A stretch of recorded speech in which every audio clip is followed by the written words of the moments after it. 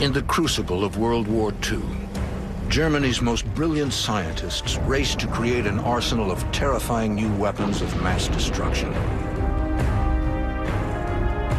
A stealth-like transatlantic spacecraft called the Silver Bird. An invisible death ray straight out of science fiction.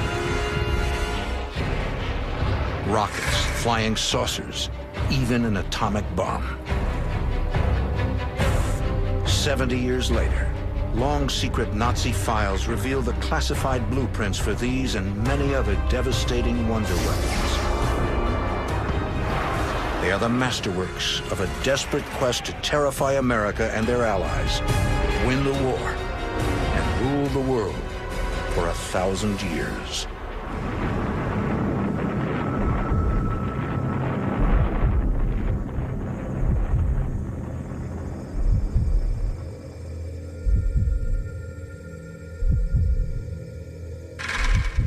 April 1945.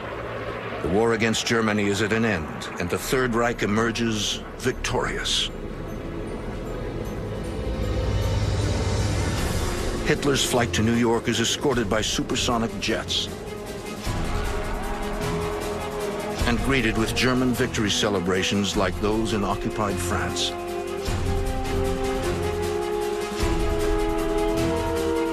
State ceremonies are staged theatrically to heighten the historic moment. A Nazi salute from the Statue of Liberty. New York is in ruins, with only just enough left standing for a victory parade to Wall Street.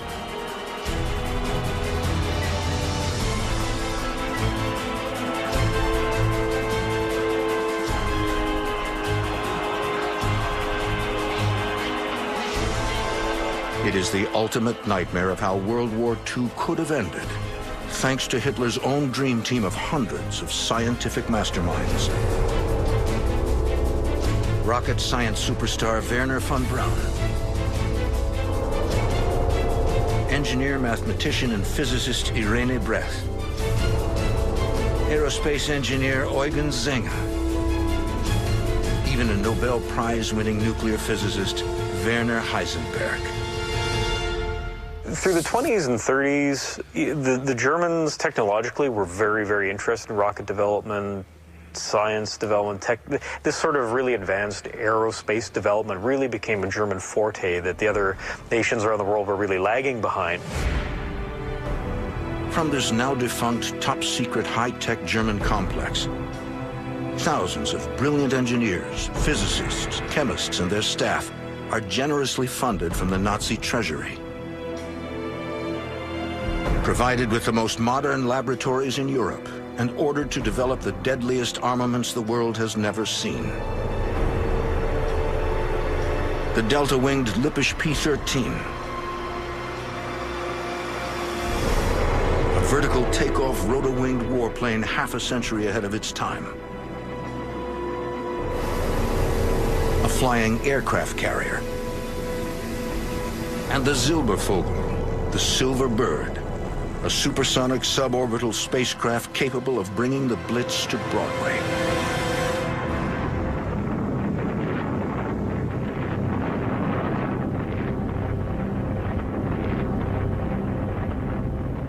They could have launched a one-way attack on America, ditched the bombers in the ocean, dropped a handful of tons on New York, perhaps. We certainly didn't have any defenses that would have stopped them. Silverbird never leaves the drawing board, but today, questions still remain. How did German scientists leap so far ahead of their enemies? What's the science behind these machines? And how close does the genius of Nazi science bring Adolf Hitler to the brink of victory?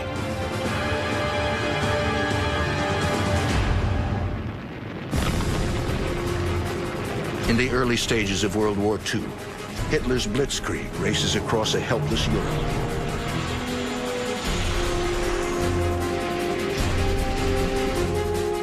Germany is the first modern nation to wager so heavily that science and technology are the fast lane to world domination.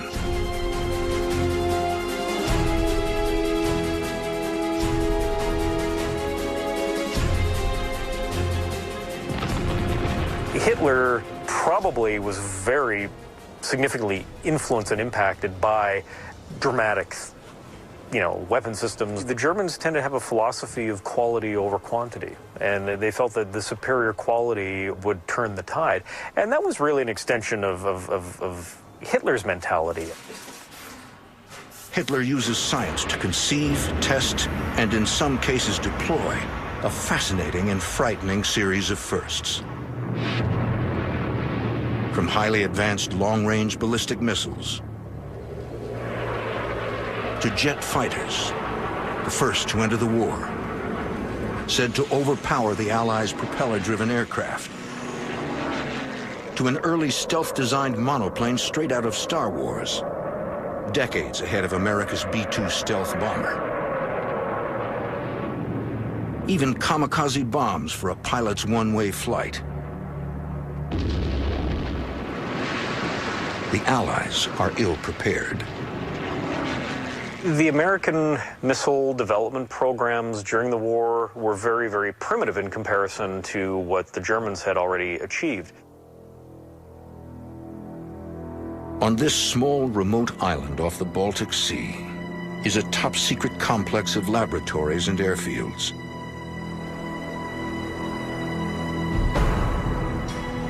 Here, Nazi scientists trial the world's first cruise missile. Just one of the wonder weapons in development at the Baltic Super Lab.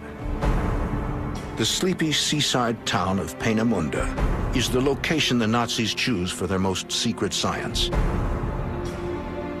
It will become the birthplace of the jet age and the space age.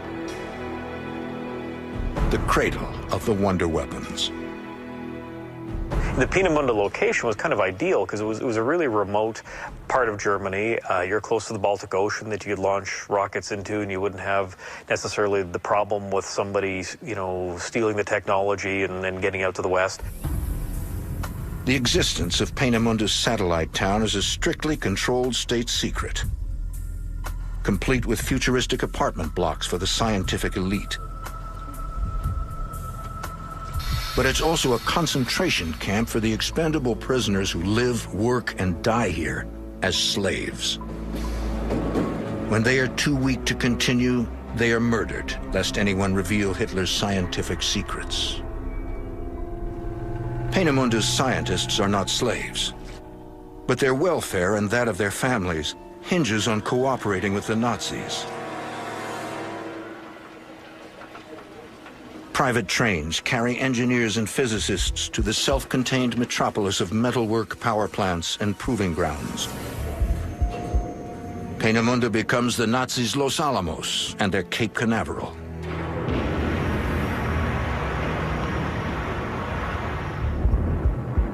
(1943) Germany. The Allies pummel the nation in a hail of bombs. But Adolf Hitler still believes in victory. The Nazis plan an arsenal of terrifying new weapons of mass destruction, with capabilities and range so far advanced not even America will be spared. Hitler entrusts his propaganda minister to rally the German people toward victory and revenge.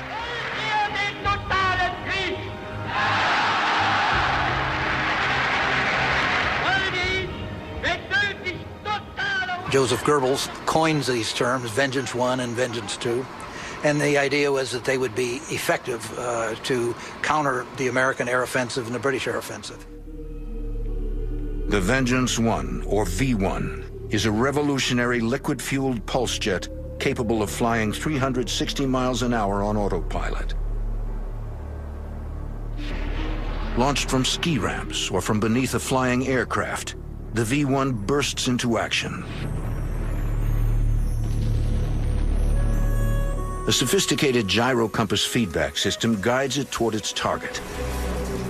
The V-1 gets nicknamed the buzz bomb for the loud noise its jet engine creates.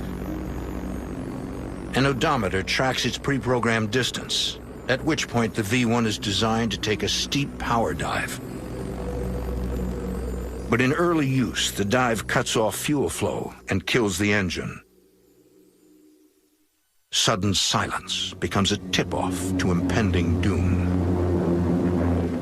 Of the 8,000 bombs launched, 2,300 penetrated British defenses, most of them falling in the London vicinity. The propulsion roar of the flying bomb. The world's first cruise missile rains fire and ash on Britain in 1944 and 45, terrorizing London, with thousands killed and tens of thousands injured. Hundreds of homes, hospitals, and public buildings were hit. They fell in crowded streets during rush traffic hours. But new deep shelters built for this emergency were put to use and saved the lives of thousands of people. Only one life was lost for every 3 bombs launched. Few of the robot bombs resulted in fire, but the great concussive blasts of Vengeance Weapon No. 1 exceeded anything London had experienced. Part technological masterpiece, part military triumph. Hitler's secret science is paying off. But there's one big problem with the Big Bang: accuracy.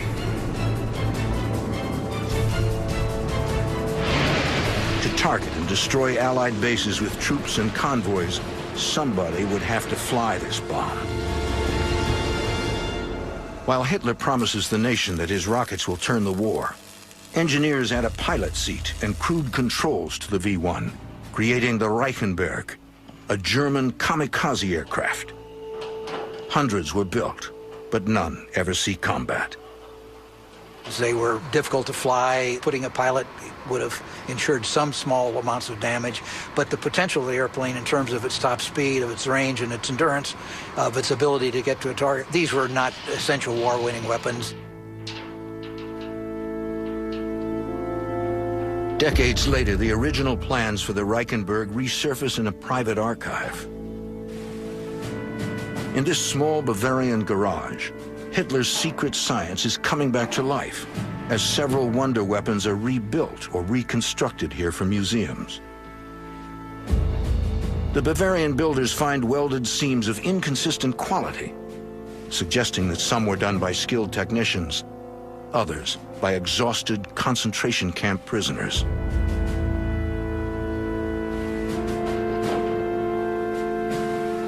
This restored relic is still capable of flight. All it lacks is the volunteer to fly it.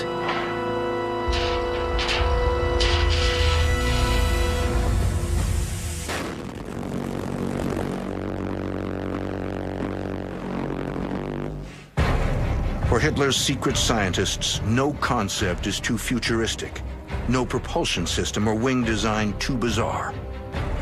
Some will fly, some will fail. Many live on in the war zones of the 21st century.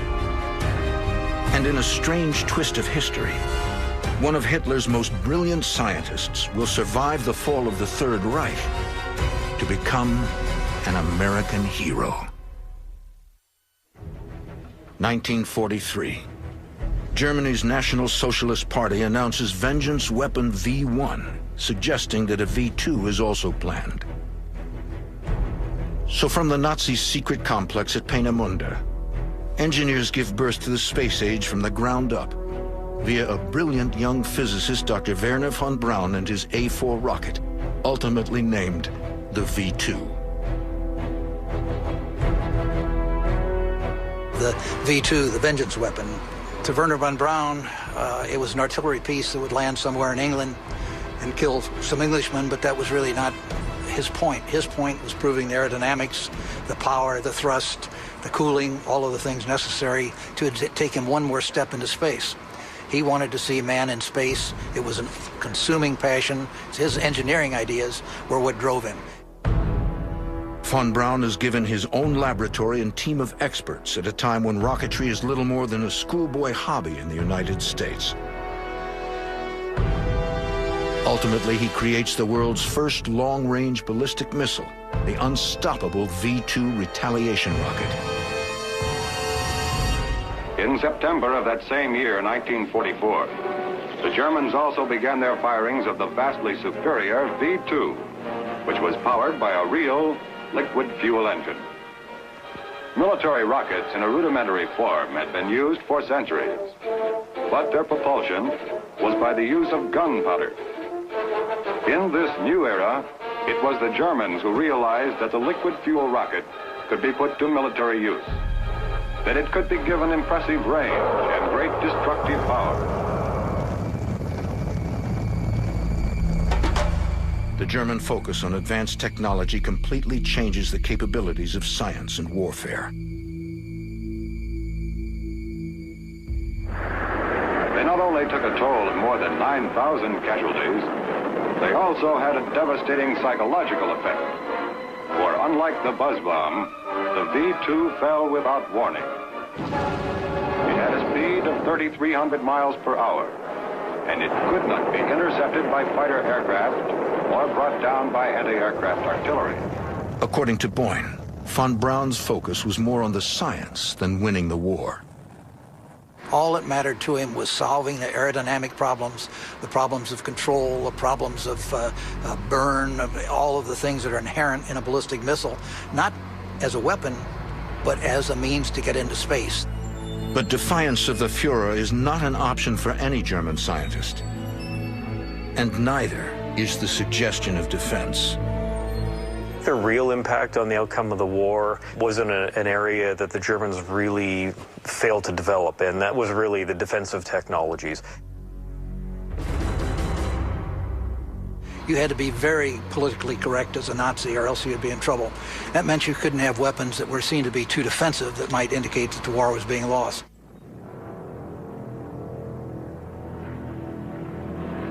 But the truth for Germany was that the war was being lost. 1944, U.S. warplanes attack a Nazi convoy of trucks carrying the one wonder weapon that might have made a difference had it ever been deployed.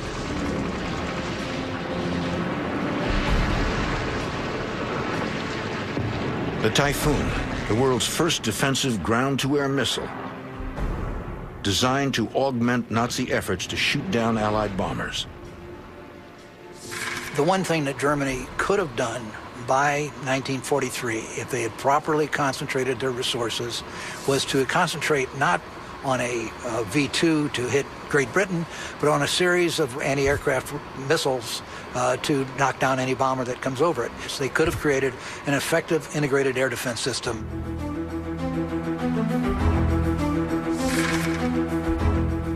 The Typhoon's first field tests were conducted at Station 4 in Peenemünde in 1944. It's revolutionary and economical. A simple steel tube about 6 feet long, filled with a mix of nitric acid and synthetic fuel.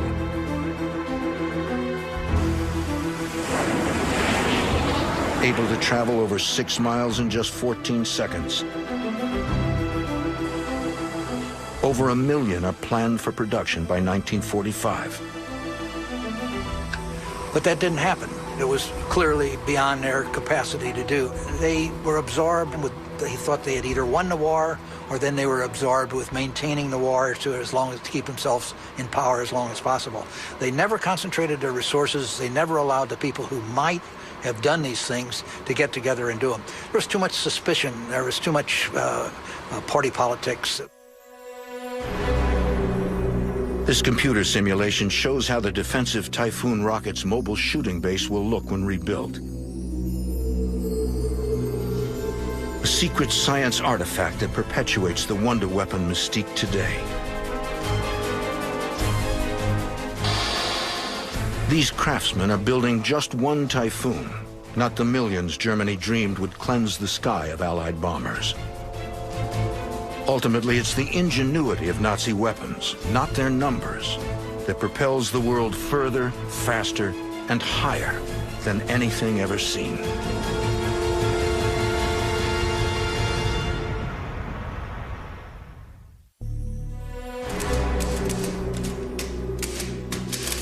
Nazi secret files reveal war machines so futuristic that it's hard to believe they were spawned in our grandparents' time.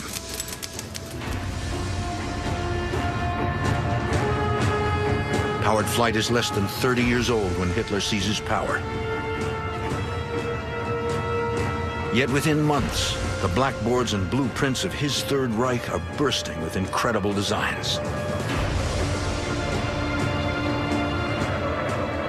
Before the war is over, Germany will produce a series of aeronautical firsts that remain the basis for many air and spacecraft today. The Arado 234, the world's first operational turbojet bomber and the most advanced jet of its kind. The Arado was the second of the airplanes that reached production employing the Junkers Jumo 004 engine. And it was just a very lightweight, clean, streamlined airplane that put a lot of pilot duties on. The pilot had to be the bombardier and the navigator and the gunner.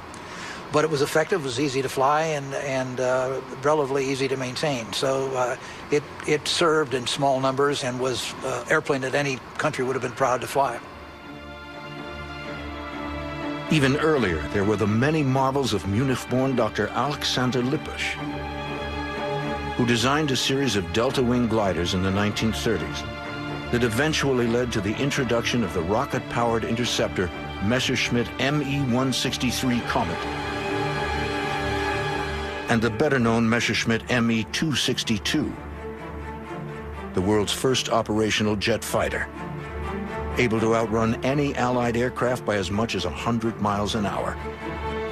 It is considered the most advanced German craft to actually make it into combat.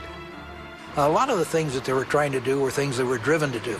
With the invasion of France, the Germans were faced with a situation in which their territory was more and more confined. So their thoughts began to turn to vertical takeoff aircraft, and so they wanted rocket fighters that could ascend vertically to attack the American squadrons because they didn't have time to take them off and have a regular fighter plane climb. To this end, Nazi dream machines include the Focke-Wulf rotary jet, with liquid-fueled rockets at the tips of its triple propellers, designed to take off vertically, then fly like a plane. But the most incredible vertical lift weapon of all is thought to be hidden in the secret hangars at Peenemünde, a Nazi UFO.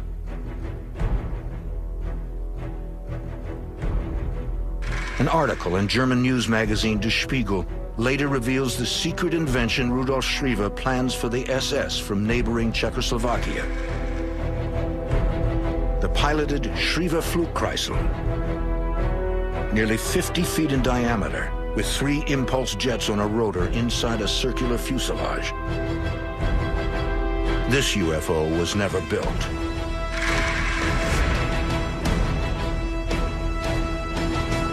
But further clues to a flying saucer surface here along alpine forests and streams at a castle in Upper Austria. A disc-shaped propeller-like invention, using the principles of matter transformation and energy flow to create a fuelless engine based on the natural turbulence created by swirling water or air.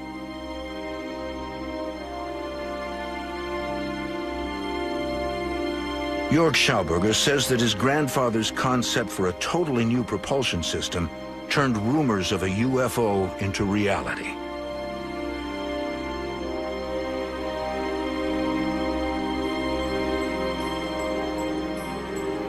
In the early 1930s, Victor Schauberger is intrigued by the ability of fish to swim upstream.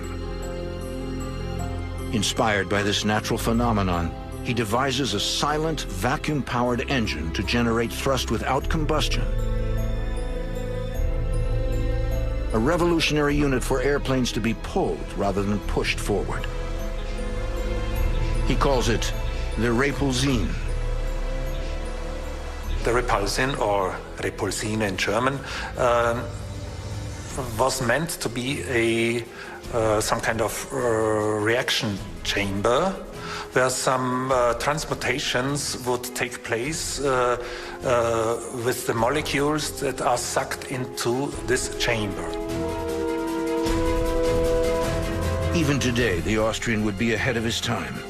In World War II, his invention is right on course with Hitler's quest for wonder weapons. Against his will, Victor Schauberger is forced into the very heart of Nazi science, working inside a weapons lab staffed by slave labor.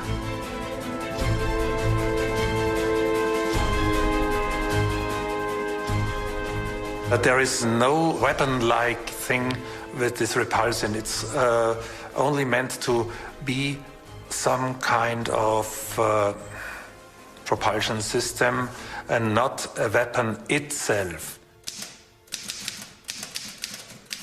But elsewhere, deadly innovation is in full swing. Among the top secret correspondence between Nazi officials and German Air Force Colonel Schroeder-Stranz, there's a clue about a wonder weapon that's rumored to have the power to kill, heal, and even help find oil.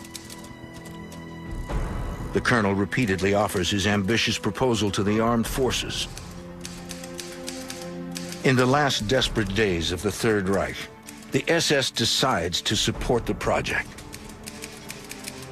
His brainchild is the stuff of science fiction. A wonder weapon that can pierce the thickest armor or send enemy planes crashing down from the sky. A test is to be conducted at a secret location. Crates are unloaded at night so no one will be alerted to the classified operation. The crates contain valuable metals and a Geiger counter to measure radiation. Dawn, March 1944. The colonel takes off for the test area.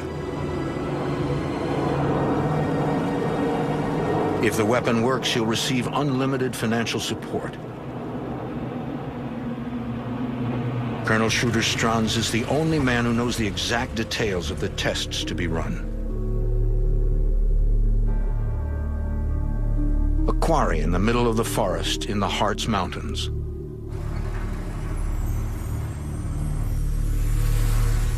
Documents don't reveal the secret of what it looks like, only that its cannon-like front end shoots out an invisible ray. Colonel Schroeder-Stranz has invented an X-ray beam. Using the technical knowledge available at the time, it might have looked like this.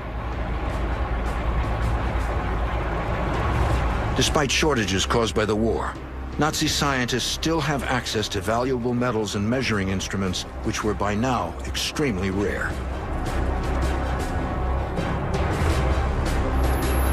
A trial run claims that the weapon shoots out a bolt of radiation that can be detected up to 25 miles away. The SS and Colonel Stranz are successful.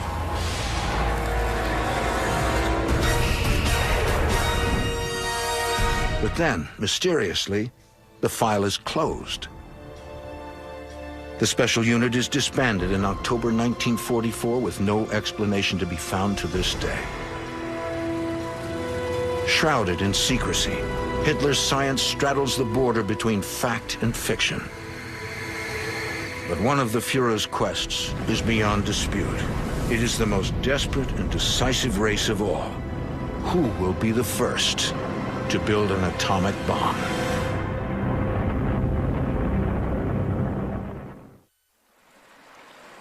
(1943).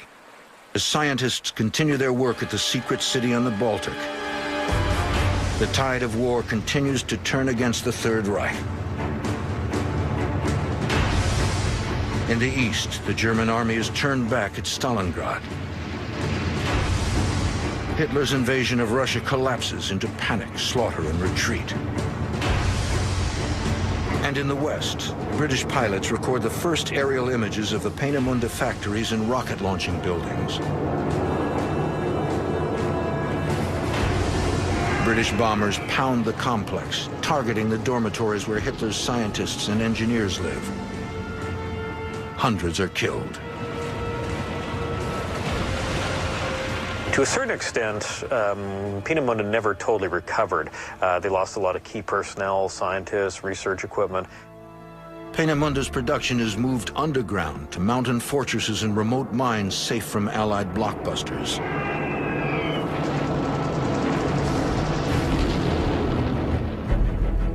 Elsewhere, Stuttgart, Germany, 1944.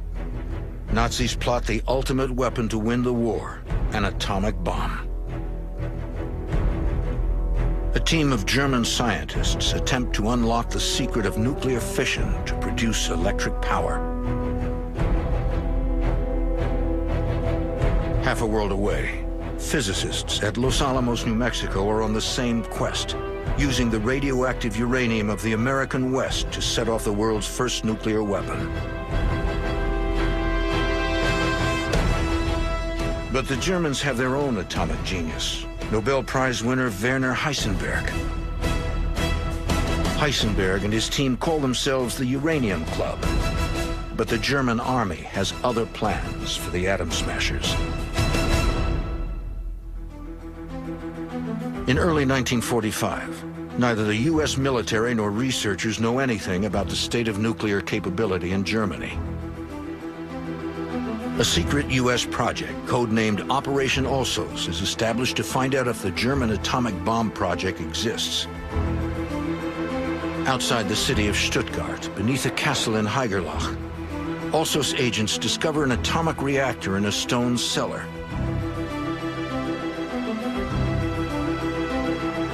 And uranium cubes hidden in a field nearby. They take the evidence back to the United States for further investigation.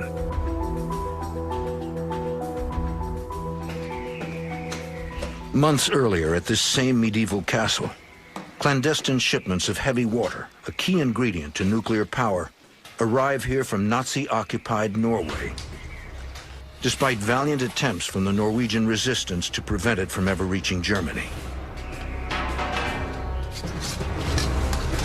A secret code reveals the amount of deuterium inside each transferred barrel. Deuterium, an isotope of hydrogen, makes water about 10% heavier. The Nazis plan to combine this shipment of heavy water with the cubes of uranium to begin the nuclear age.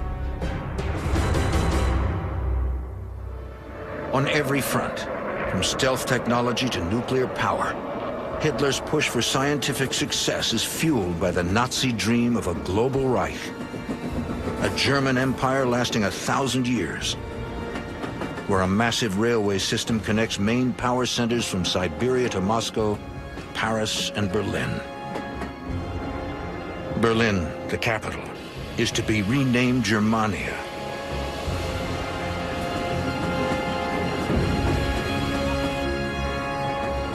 The dominant high-tech centerpiece of a new world order.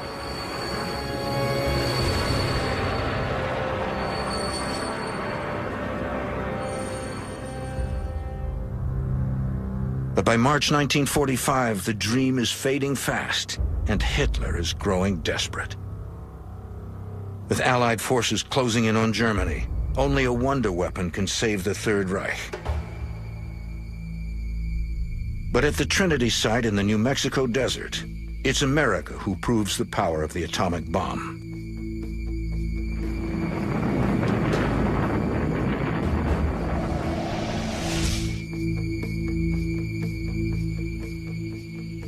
What the Allies were very much interested in when the war was at its end was, what about the German atomic bomb? How far did they come? This was the final question. And so they decided to put the 10 leading atomic scientists together in Farm Hall near Cambridge. And there in Farm Hall they were bugged. And the outcome was that obviously the Germans first had no atomic bomb, and second had also, in the end, not a clue about the function of the atomic bomb. But what about the Nazi wonder weapons that did come to pass? And where do they live on today?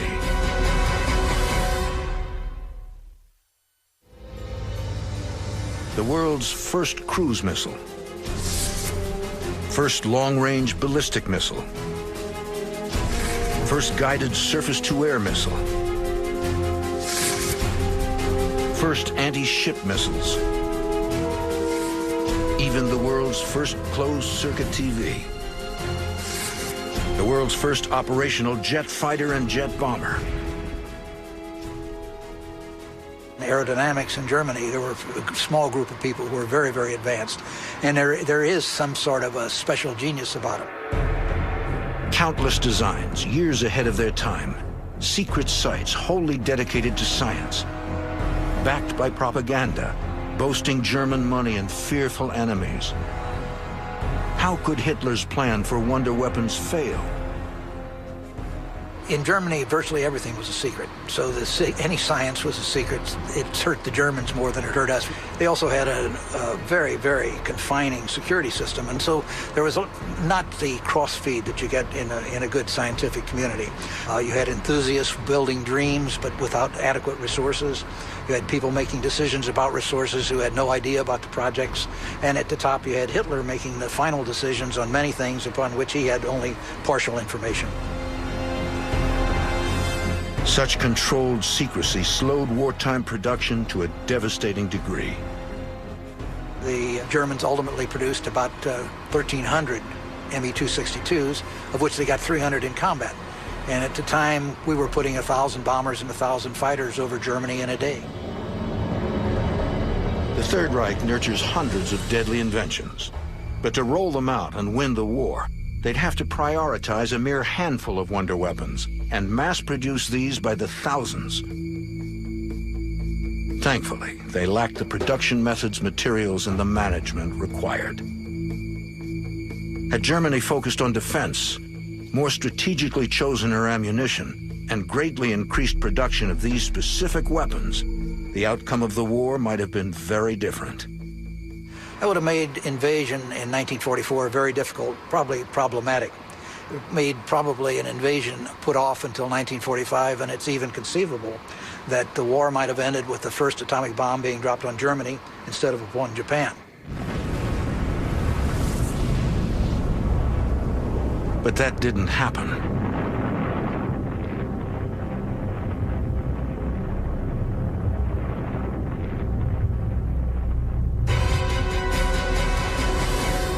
In 1945, the Nazi dream is finally destroyed by Allied bombs.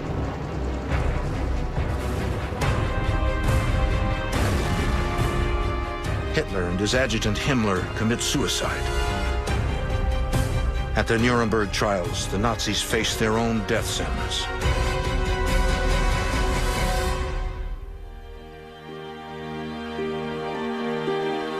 The entire world now learns of the unspeakable horror of concentration camps and the depth of Hitler's dark dreams of domination.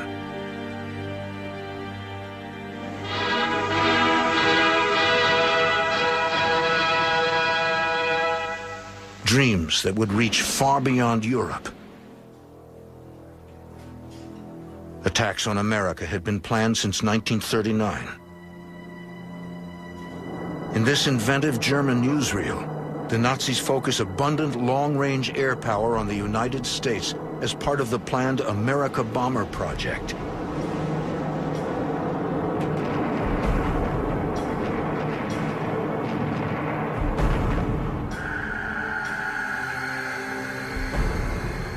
Had the Germans been able to develop and deploy their America Bomber program, they bring the war to the mainland of the United States, I think it might have had some impact on American strategic doctrine.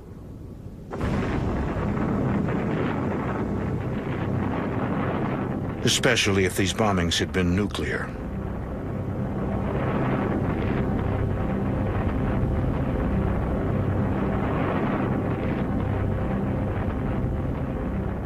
I mean, the only result the German Air Force could achieve was to send a handful of very long-range bombers over the Atlantic and to drop, say, 12 tons of bombs on New York or Washington. None of the German vengeance weapon programs, and certainly not the America Bomber, would have had any chance of its intended effect without a nuclear weapon. In the end, Adolf Hitler never sets foot in New York. But the head of Hitler's secret science program does cross the Atlantic and changes the course of history. In 1945, as American and Soviet troops close in on Berlin, rocket genius Wernher von Braun and a small group of his most loyal associates must choose their destiny: surrender to the Russians, take cyanide, or align with the Allies.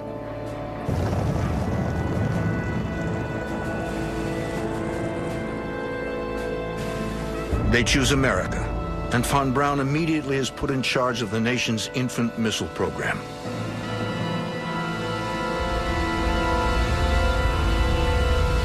The White Sands testing grounds in New Mexico, where von Braun works on a new rocket and accomplishes his space dream after all.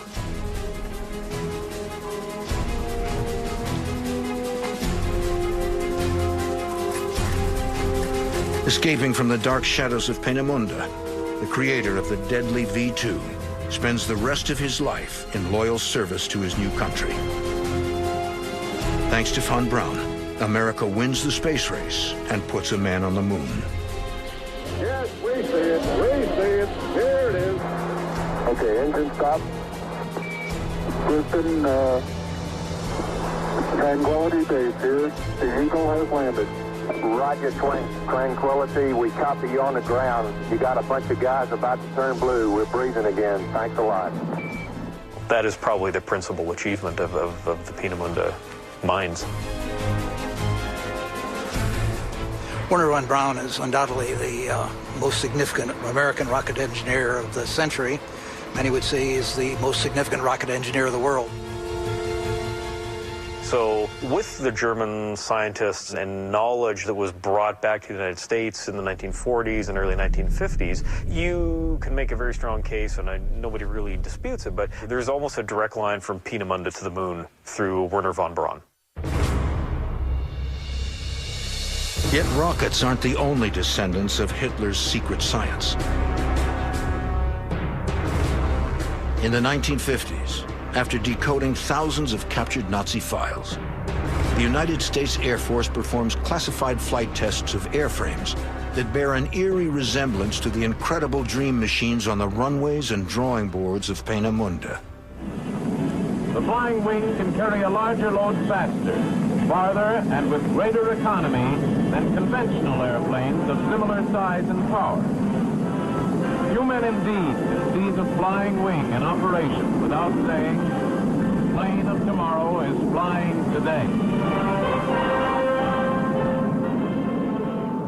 Had it been in peacetime, perhaps if the war had not come on and they made the same effort, you would have seen German jet airliners before you would have seen British jet airliners. Piloted futuristic deadly space shuttle named Silverbird, designed by German engineers Senga and Brett, is never built. But today's space shuttle and almost all modern rocket engines still use principles of its design.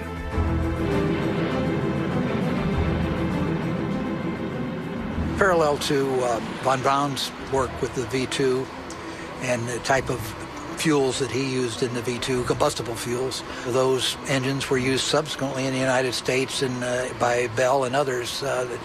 Ultimately, the much more sophisticated variations of them would even appear, for example, in the X-15. To this day, the rocket-powered high-altitude X-15 still holds the world record for the fastest speed ever reached by a piloted aircraft, taking mankind to the edge of outer space with every flight.